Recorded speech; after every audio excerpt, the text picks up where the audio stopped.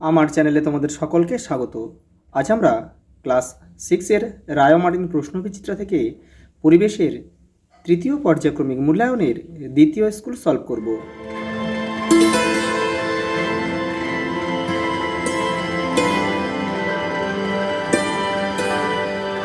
দেখো, দ্বিতীয় স্কুল যারা আগের সেট দুটো দেখোনি তারা চ্যানেলের প্লেলিস্টে যাবে, ওখানে কিন্তু দেওয়া রয়েছে।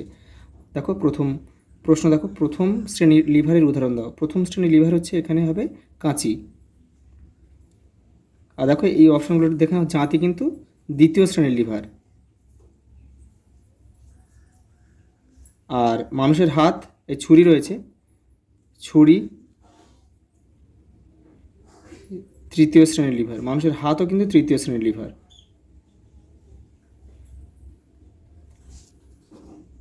দেখো পরের প্রশ্ন, মাছ ধরার ছিপে বর্তমান লিভারটি হলো তৃতীয় শ্রেণীর।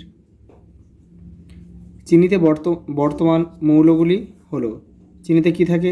চিনিতে থাকে দেখো হাইড্রোজেন, এখানে হবে কিন্তু সবগুলোই হবে। অপশান ডি আমাদের সঠিক উত্তর, যেগুলো কার্বন থাকে, হাইড্রোজেন থাকে, অক্সিজেন থাকে। পরেরটা দেখো, সালফার ট্রাইঅক্সাইডের অণুতে বর্তমান, দেখো এইটা হবে একটি সালফার পরমাণু ও 3টি অক্সিজেন পরমাণু, কারণ সালফার ট্রাইঅক্সাইডের সংকেত হচ্ছে কি SO3। পরেরটা দেখো, প্রদত্ত কোনটি লব্ধ রাশি নয়? এখানে হবে দৈর্ঘ্য। পরেরটা দেখো, প্রদত্ত কোন সম্পর্কটি সঠিক নয়? এখানে অপশান সি, এইটা হবে সঠিক নয়, বাদ বাকিগুলো কিন্তু সবই সঠিক। স্কুলের ঘণ্টা আঘাত করে বাজানো হলে শক্তির রূপান্তর হয়। এখানে যান্ত্রিক শক্তি কিন্তু শব্দ শক্তিতে রূপান্তরিত হয়। অপশান এ আমাদের সঠিক উত্তর। পরেরটা দেখো, প্রদত্ত কোনটি নবীকরণযোগ্য শক্তির উৎস নয়? এখানে হবে কিন্তু দেখো, নবীকরণযোগ্য শক্তির উৎস নয়, এখানে হবে কয়লা।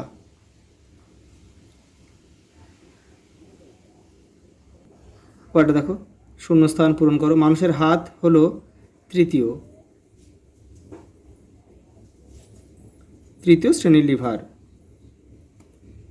মৌলিক রাশি তড়িৎ প্রবাহের SI একক হলো অ্যাম্পিয়ার।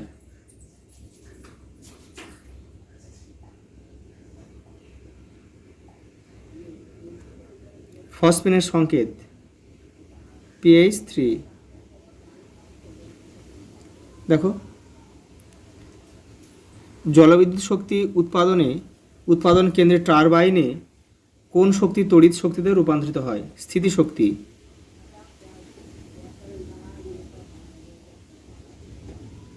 দেখো পরেরটা স্তম্ভ দিয়েছে, দেখো রূপ হবে কি? রূপ হচ্ছে আর্জেন্টাম, তাহলে এখানে আমরা এ লিখব, 1 লিখবো এটা। দেখো তাপমাত্রা হচ্ছে কেলভিন। তারপর দেখো সরল যন্ত্র হচ্ছে কপিকল, আর বল হচ্ছে নিউটন।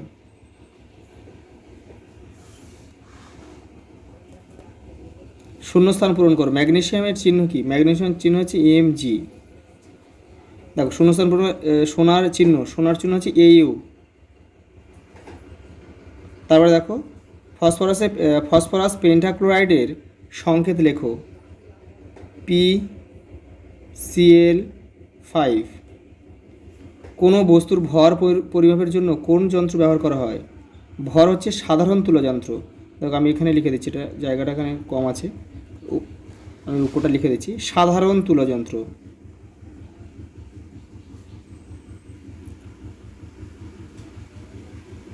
আর এটা ভর। আর যদি বলে ভার, আমি এখানে এটাও লিখে দিচ্ছি, এটা তোমরা করে নেবে। ভার বা ওজন, এটা মাপা হয় স্প্রিং তুলা যন্ত্রের সাহায্যে। স্প্রিং তুলা, এটাও কিন্তু তোমরা একটু মুখস্থ করে নেবে। দেখো পরেরটা, উদ্ভিদের বৃদ্ধি পরিমাপক যন্ত্রের নাম কি? অক্সানোমিটার।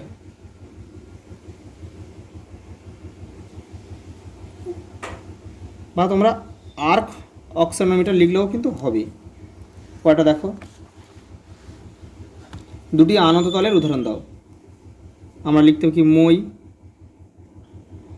মই লেখা যাবে। সিঁড়ি,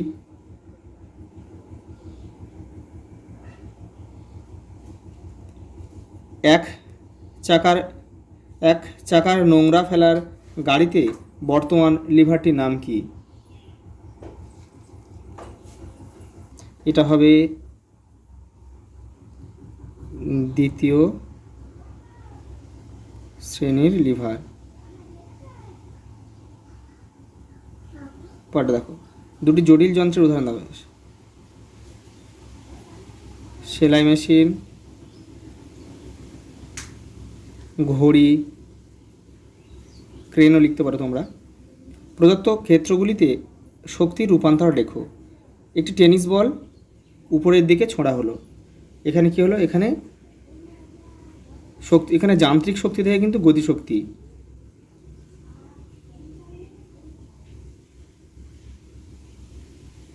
আর কয়লা পোড়ানো হলো, কয়লা হচ্ছে রাসায়নিক শক্তি থেকে,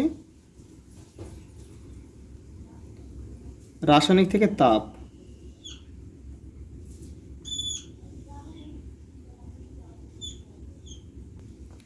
পরের প্রশ্ন দেখো, লবণ ও জলের মিশ্রণ থেকে এদেরকে কিভাবে পৃথক করবে?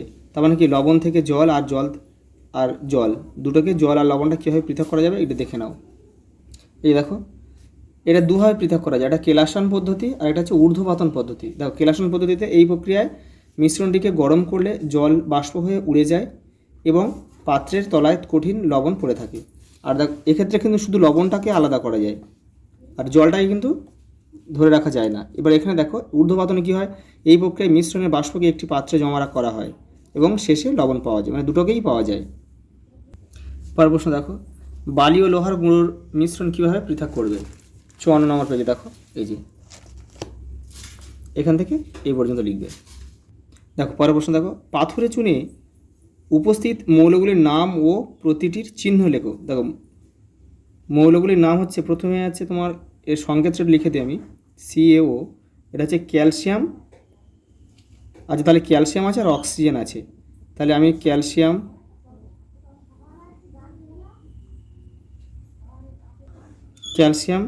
এটা হচ্ছে Ca, আর হচ্ছে অক্সিজেন O। পরটা দেখো, দ্বিতীয় শ্রেণীর লিভারে কার্যকর আলম্ব, বাধা ও বল চিহ্নিত করো।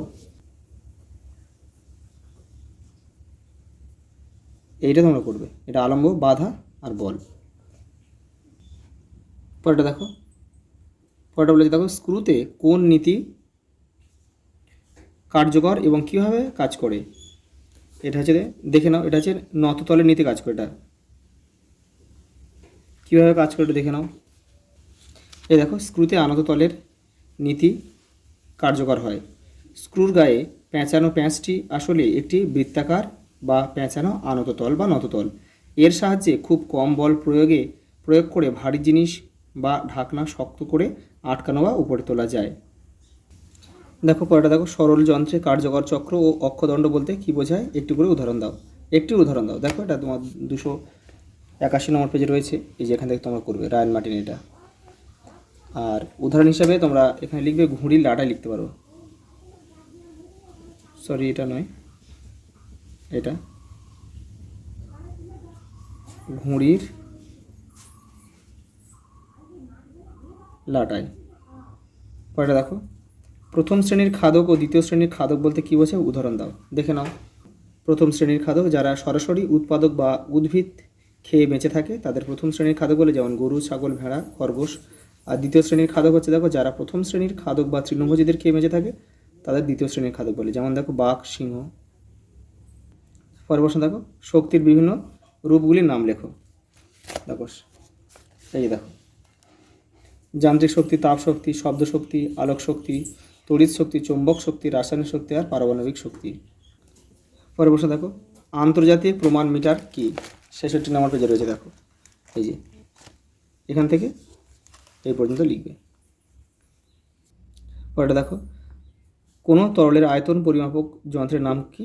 এটা হবে আয়তন মাপনী চোঙ। আয়তন মাপনী চোঙ। আর আয়তনের এসআই একক কি? এটা হবে ঘনমিটার।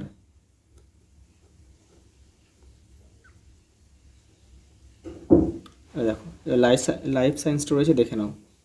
দেখো, প্রদত্ত কোনটি দেহে মূল, কাণ্ড ও পাতা থাকে না? এটা হবে শৈবাল। প্রদত্ত কোন খাদ্যবস্তু মানুষ পরিপাক করতে পারে না কিন্তু উই পোকারা পারে? সেটা হচ্ছে সেলুলোজ। পরেরটা দেখো, প্রদত্ত কোন বর্জ্য পদার্থটি জৈব ভঙ্গুর প্রকৃতির? এখানে হবে কৃত্রিম তন্তু, এটা হবে ব্যাটারি, প্লাস্টিক, এটাই খাদ্য বর্জ্য হবে এটা।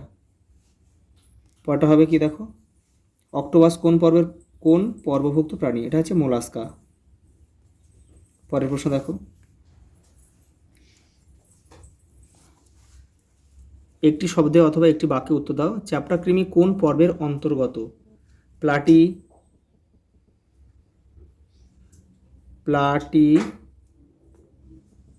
হেলমিনথিস।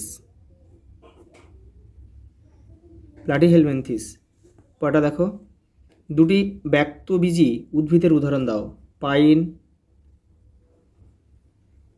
আর কি লিখবে? সাইকাস।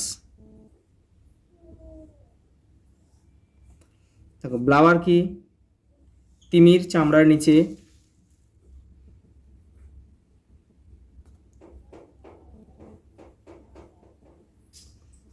নিচে চর্বির মোটা স্তরকে বা মোটা বা পুরু স্তরকে ব্লাওয়ার বলে। পরেরটা দেখো, হিমালয় পার্বত্য অঞ্চল থেকে বাংলার সমভূমি অঞ্চলে আসে এমন দুটি পরিযায়ী পাখির নাম লেখো। খঞ্জনা, তারপরে কাজল পাখি,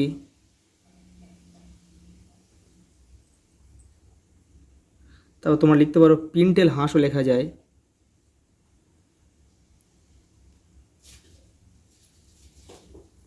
পরেরটা দেখো, মৌমাছিদের ভাষা কে আবিষ্কার করেন? Von fish.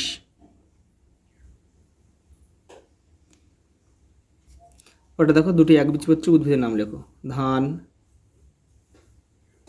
গম, কলা। সিন্ধুঘটক বা সিহর্স কোথায় তাদের ডিম সঞ্চয় করে? লেজের কাছে বিশেষ থলির মধ্যে।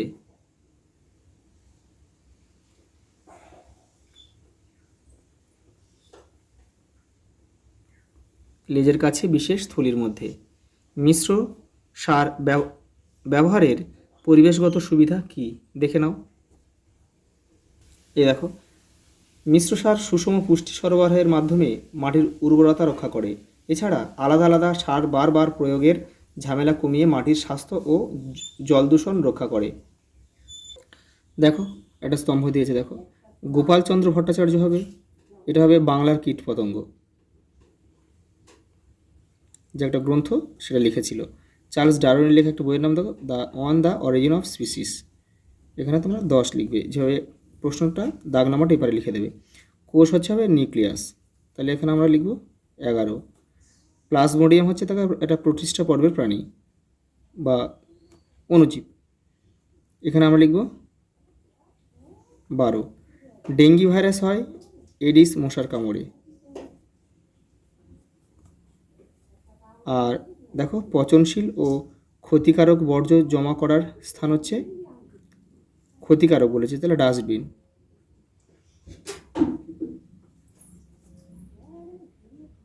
পরেরটা দেখো, ব্যাকটেরিয়া কোন রাজ্যের অন্তর্গত? এটা হবে মনেরা।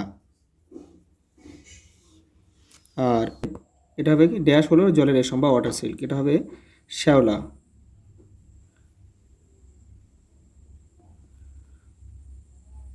দেখো কয়টা, ঝাড়ুদার পাখিরা আবর্জনা কী হবে? এটা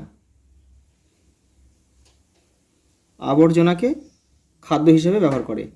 দেখো, ভারতীয় পাখিদের আচার আচরণ নিয়ে গবেষণা করেছিল কে? এটা হবে সেলিম আলী।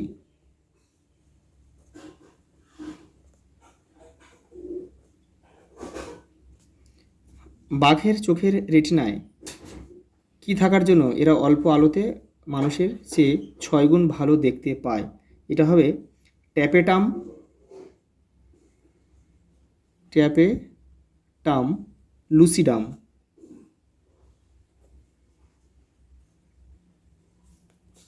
Tapetum lucidum. তারপরে দেখো, চাষের জমি থেকে প্রাপ্ত একটি বর্জ্যবস্তুর নাম হচ্ছে DDT. DDT dichloro diphenyl trichloro ethane. পরেরটা দেখো, শব্দচিত্রের মাধ্যমে উদাহরণসহ উদ্ভিদ রাজ্যের শ্রেণীবিভাগ দেখাও। তোমাদের বই দেখো 150 নম্বর পেজে রয়েছে। এই দেখো, এই ছকটা তোমাদের কিন্তু করতে হবে। পরেরটা দেখো, বিভিন্ন মাছেরা শত্রুর মোকাবিলা কিভাবে করে? কীভাবে তিমি শ্বাসকার্য চালায়? দেখে নাও, আগেরটা দেখে নাও। এই যে এটা দেখো, শত্রু এখান থেকে লিখবে, কীভাবে শত্রু মোকাবিলা করে এই পর্যন্ত লিখবে। পরেরটা দেখো, কীভাবে তিমি শ্বাসকার্য চালায়? এটা তোমাদের টেক্সটে কিন্তু 173 নম্বর পেজে রয়েছে, এটা দেখে নাও একটু। এই যে এখান থেকে লিখবে, এখান থেকে এই পর্যন্ত তিমি শ্বাস নেয়। পরেরটা দেখো, লাস্ট প্রশ্ন, বর্জ্য ব্যবস্থাপনা কীভাবে 4R নীতিকে প্রয়োগ করা যায় তা সংক্ষেপে লেখো। দেখো তোমাদের বইয়ে রয়েছে কিন্তু এটা 180 নম্বর পেজে রয়েছে এটা। এই দেখো, এই যে এটা করবে এই। আজ এই পর্যন্ত, দেখা হবে পরের ভিডিওতে।